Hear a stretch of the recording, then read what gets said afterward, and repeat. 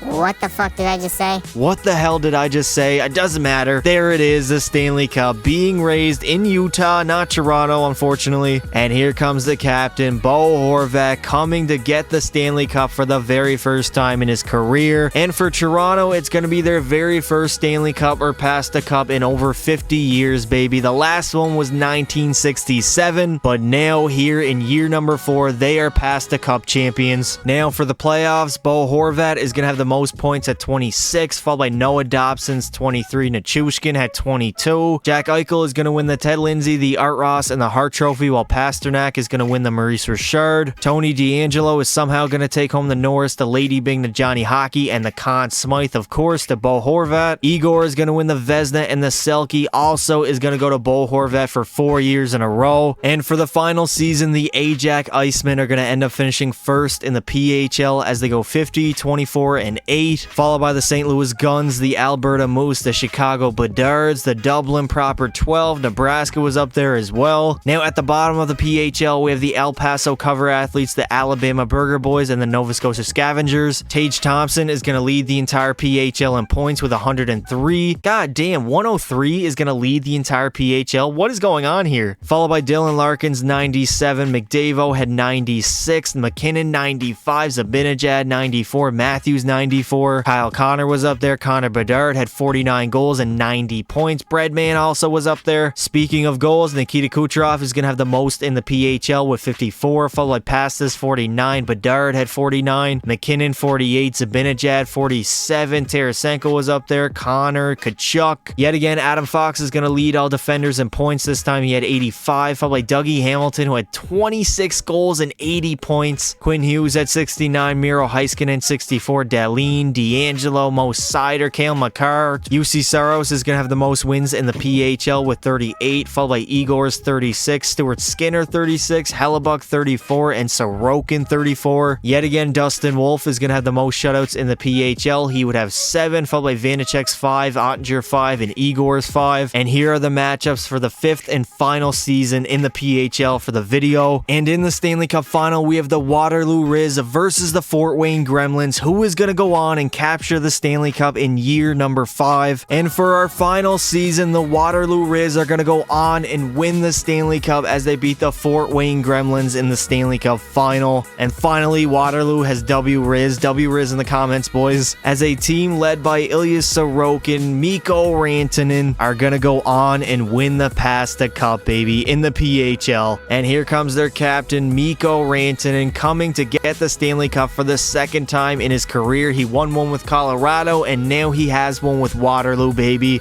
as the Waterloo Riz are our 5th and final year champions in the PHL for this video, boys. Now, in the playoffs, Andrew Cristal is going to have the most goals at 13 and the most points at 26, followed by Zach Benson's 26, Mikko Rantanen had 25, Dylan Larkin 24, Robertson 24, Kaprizov 23, Tage Thompson is going to win the Ted Lindsay, the Art Ross, and the Hart Trophy, while Nikita Kucherov is going to win the Maurice Richard. Dougie Hamilton is going to win the Norris, the Lady Bing, the Breadman, and the Conn Smythe is going to go to Cristal. Igor is going to take home the Vezina, and the Selke yet again for 5 years in a row is going to go to Bo Horvat. And that is going to do it for this video, boys. If you enjoyed the video, make sure you leave a like and subscribe to the channel. I post pretty much every second day. We have now done 15 years of the PHL, the Pasta Hockey League. I promised you guys one more PHL video before 24, and we got it done. Now, of course, I'm going to remake this in NHL 24, which is going to be an absolute hassle to make, but I'm going to do it. Thank you all for watching, and until next time, don't be silly.